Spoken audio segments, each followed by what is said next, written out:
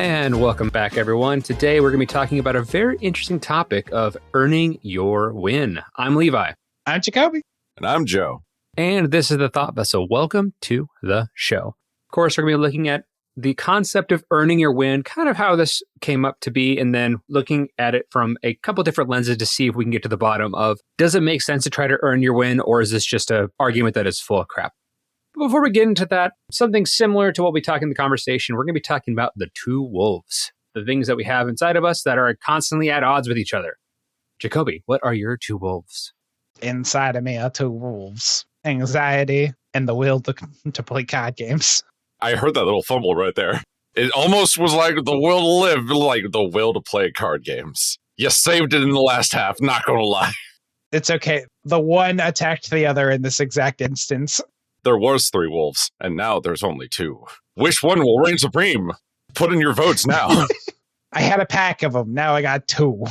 But yeah, definitely those 2. Because as of late, I've been expanding outside of Magic. I've been kind of really bothered by some of the latest stuff that I've been checking out for sets in Magic. My will to play just card games in general. Have you been looking at other card games, or what you've been doing? I've been looking into Riftbound. I've been seeing videos by Josh Lee Kwai and Jimmy Wong and Tellurian Community College doing Riftbound. It's been really interesting. And I used to play a lot of League of Legends. I definitely know. Yeah, I've gotten a lot more into chess recently, and I'm kind of excited to see this. Mark Rosewater is going to be debuting a new kind of card game by Wizards of the Coast at MagicCon Las Vegas. They said it's supposed to be like kind of a faster version of Magic in some way. So I'm kind of intrigued to see if it's going to be like a trading card game or more of a board game or something. Either way, I'm kind of excited to see what it looks like and try it out myself. That might be something to look into, but I'm typically do a one vice at a time kind of a person where I'm just going to take one collectible card game. So I'm not like spending all of my money on collectible things. And not every card game has to be collectible. That seems to be kind of exclusive to Magic and Pokemon. There's no collectors out there for Digimon. Tell you that right now. There should be.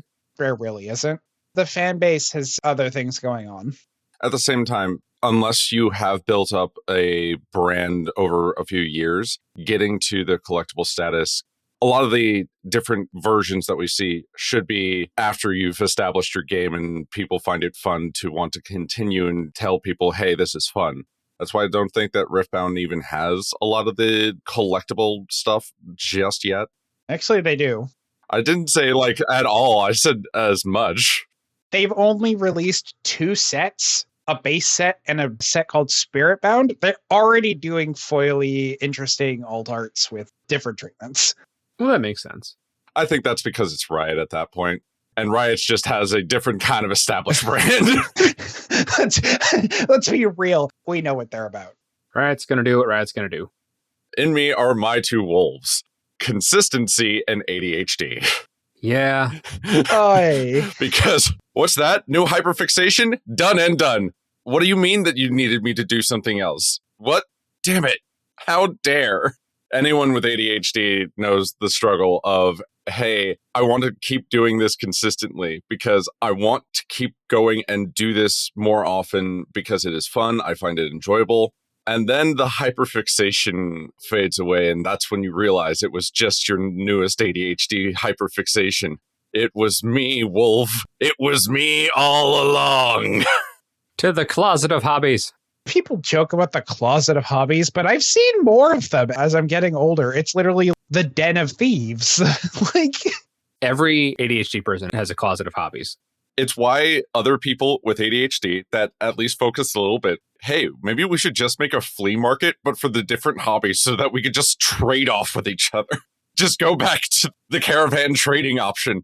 I have no longer use for this hobby. Does it spark the hyperfixation? It does! Thank you. How about this? Does this spark the hyperfixation? A new book series that I haven't read. By the gods.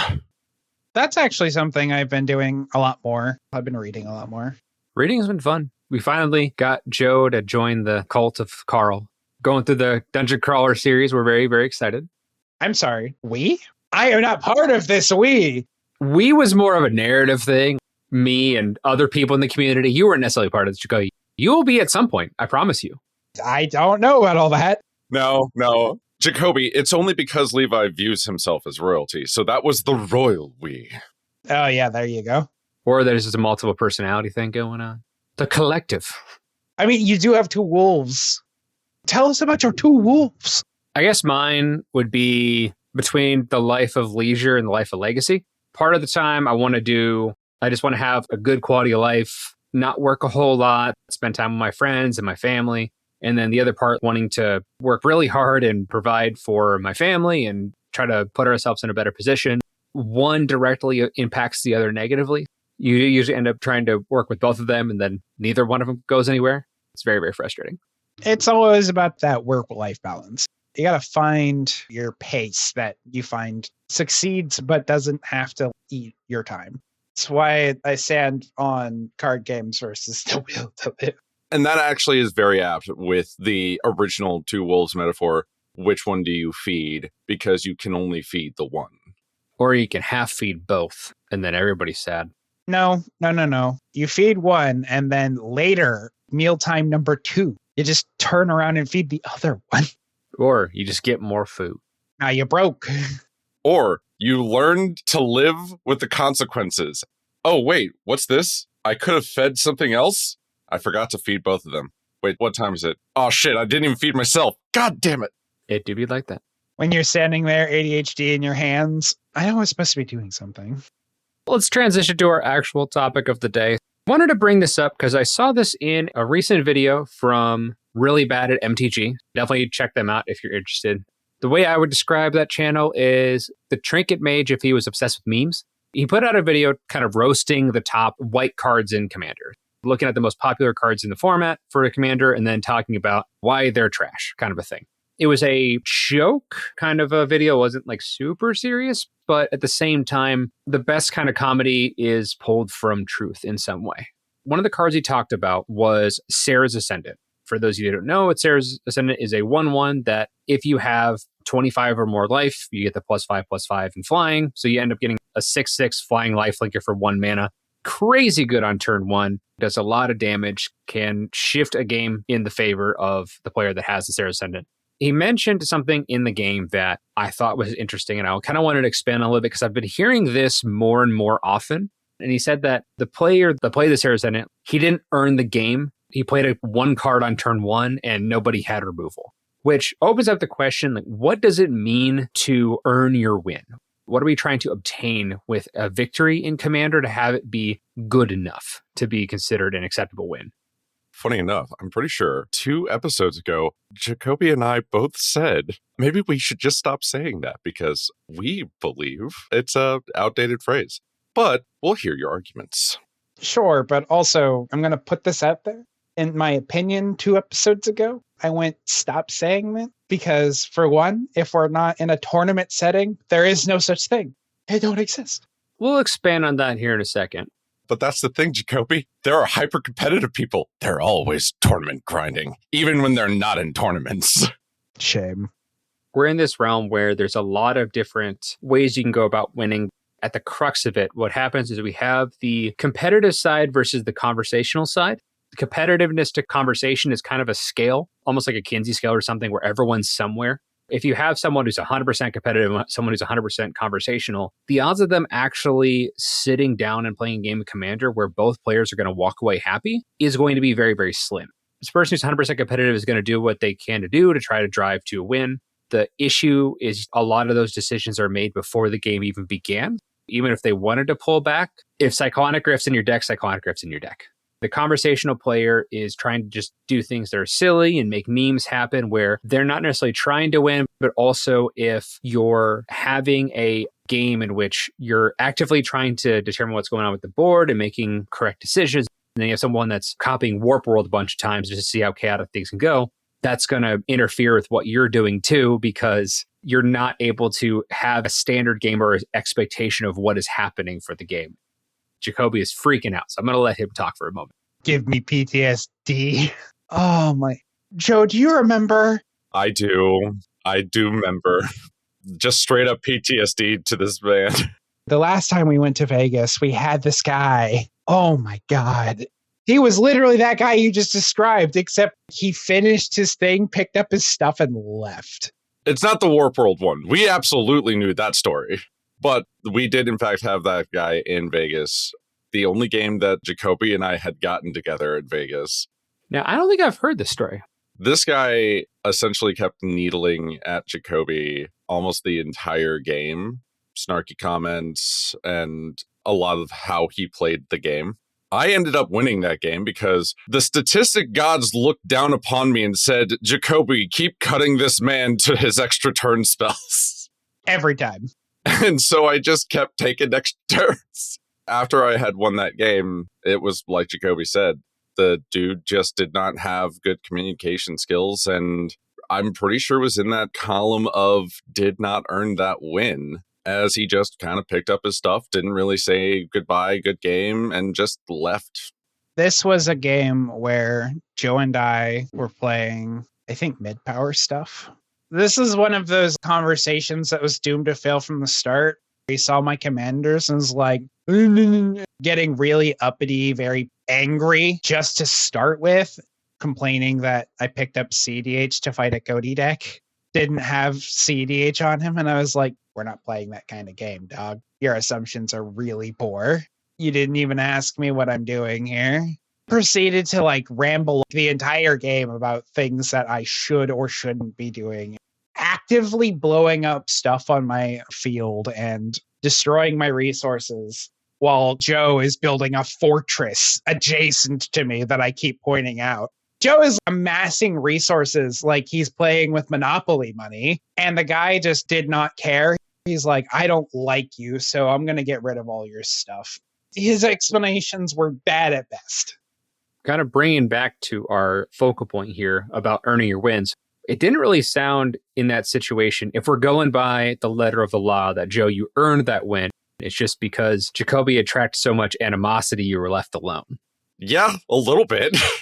Commander has this problem a lot where you got to think back to probably the last 10 times you ask somebody about a game they played in which they lost. I guarantee you a good chunk of those are going to be, I lost, but the table had really bad threat assessment. Or, oh, I lost, but I got mana screwed. Or, oh, I lost, but I got king made. So you're telling me that people have bad self-reflection? I don't think it's as much as bad self-reflection. That's definitely part of it. But I think it's more along the lines of it's so easy to pass the buck on why you lost a game. In a 4-player battle royale situation that statistically, it's hard to win these types of games. Somebody has to.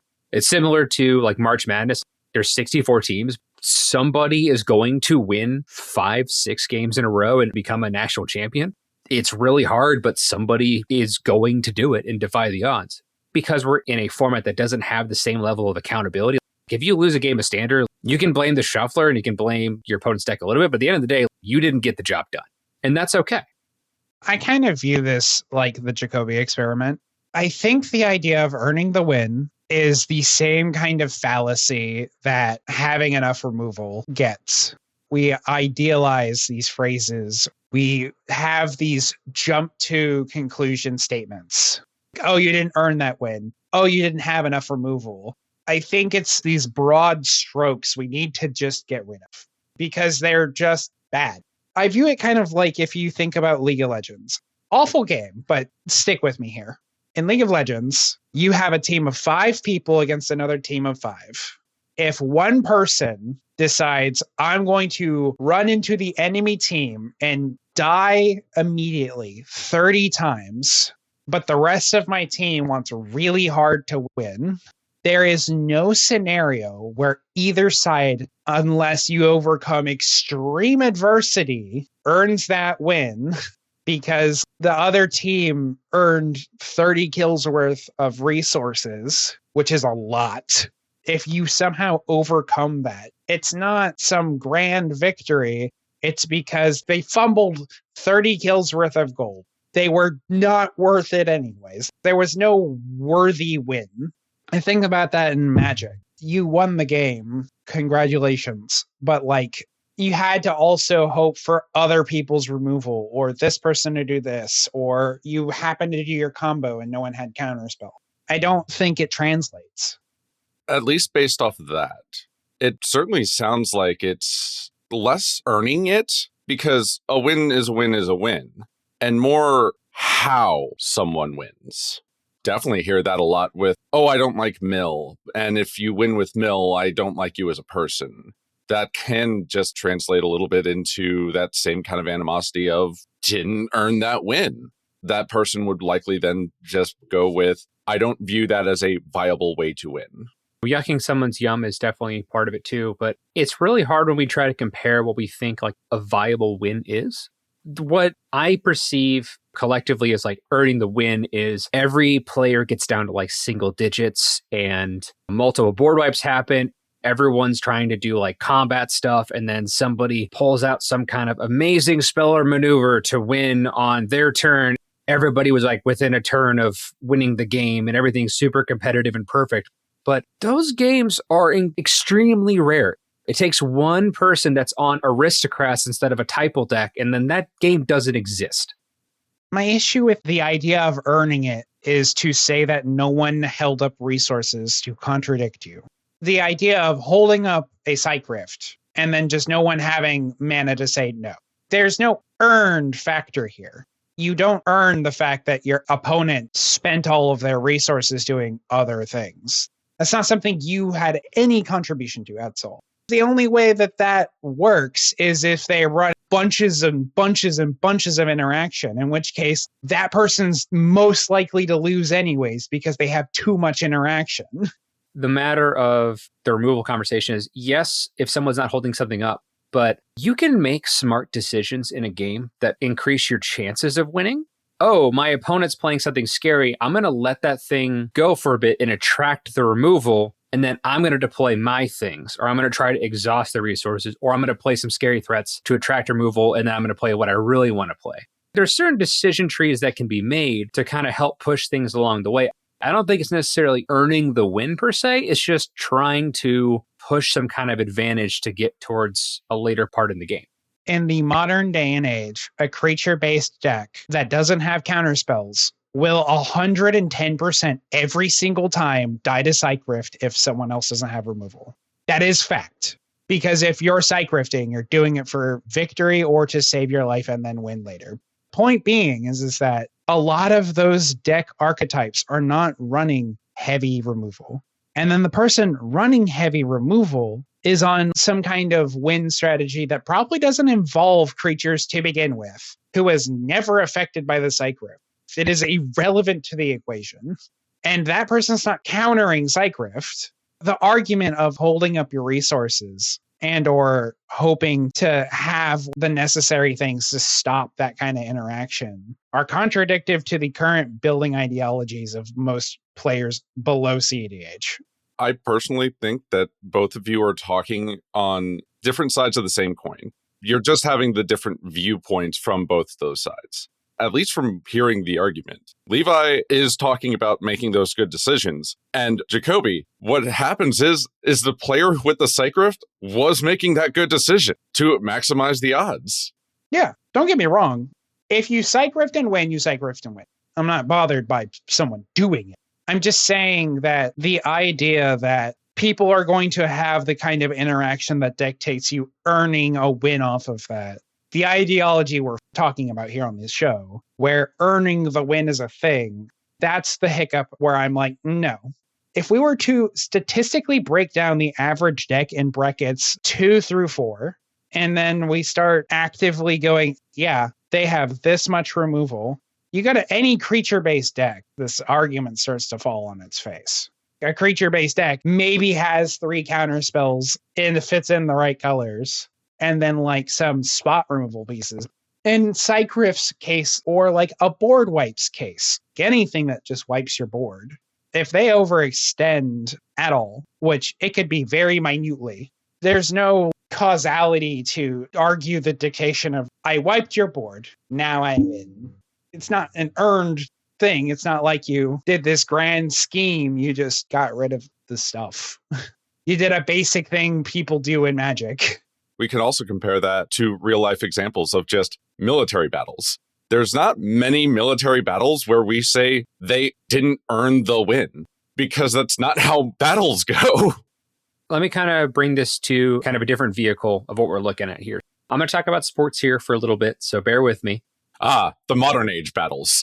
Oh, God. Here we go. There's a kicker. He's on ESPN now. His name is Pat McAfee. When Pat McAfee was playing football, there was a play, I believe it was against the Houston Texans, in which the person in the center of the kickoff return team would bail out early to get back to set a block for the return team. He consistently saw it occur.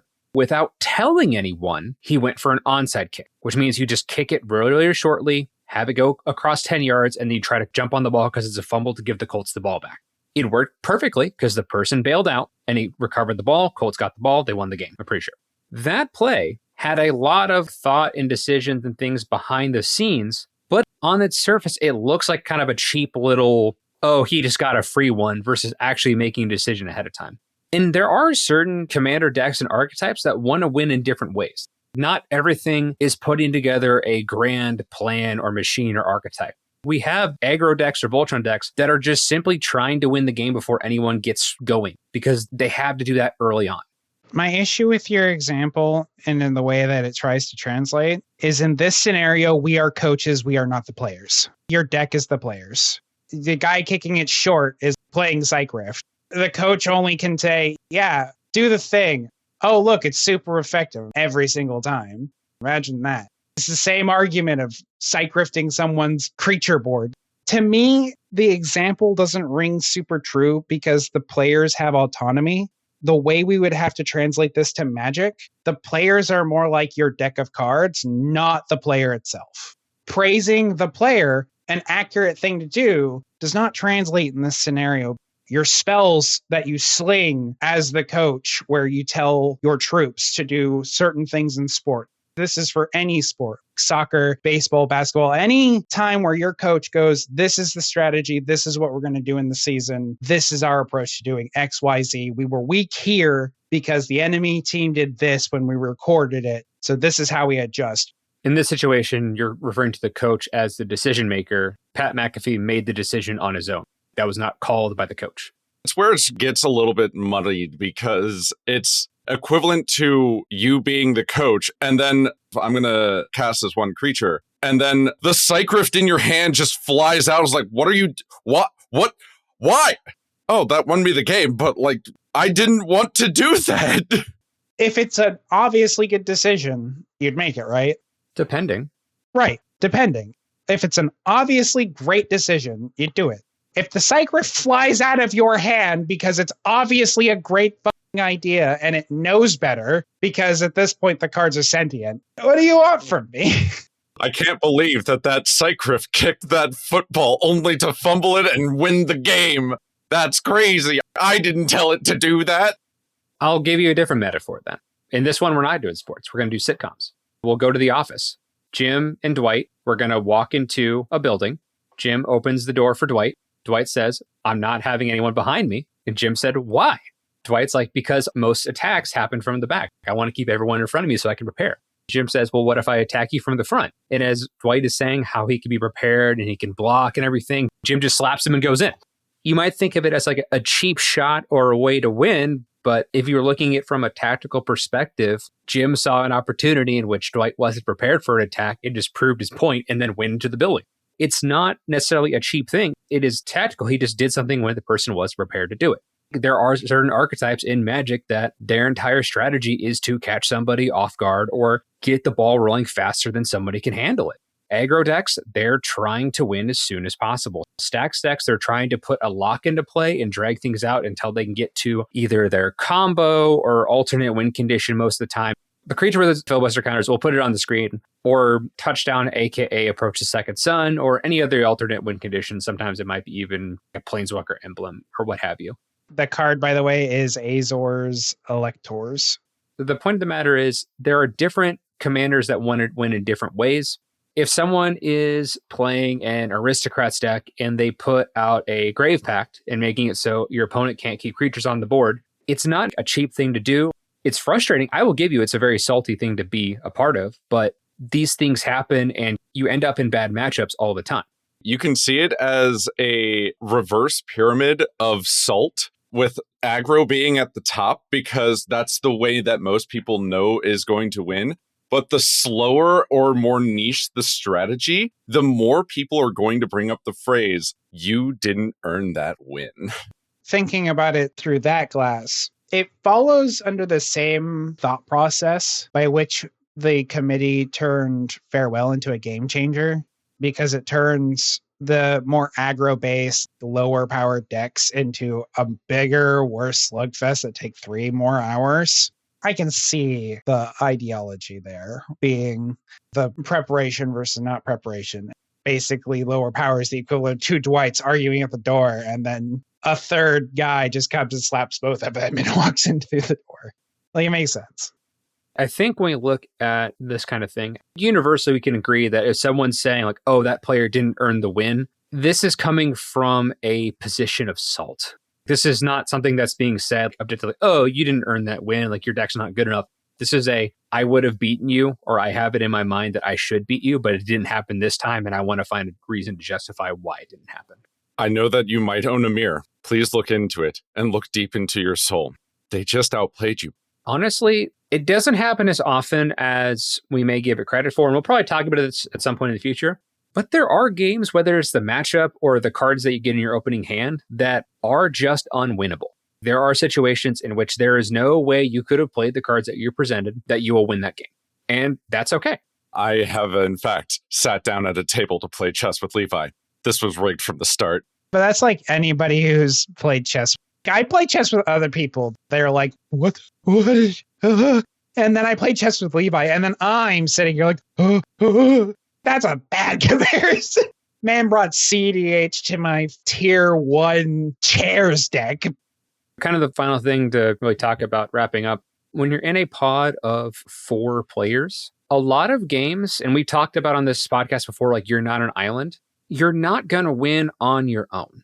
Usually when you win games, it's not 100% of what you brought to the table. Something happened in the game that went either neutral or in your favor in some way.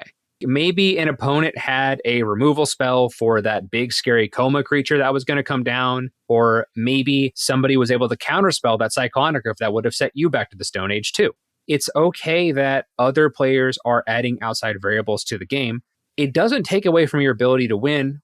We have what we call kingmaking as a situation a lot that happens as well, where you get in this awkward 3-way situation in which everyone has lethal on like one person, but if they swing out, then the third person's going to kill them, or some kind of way in between.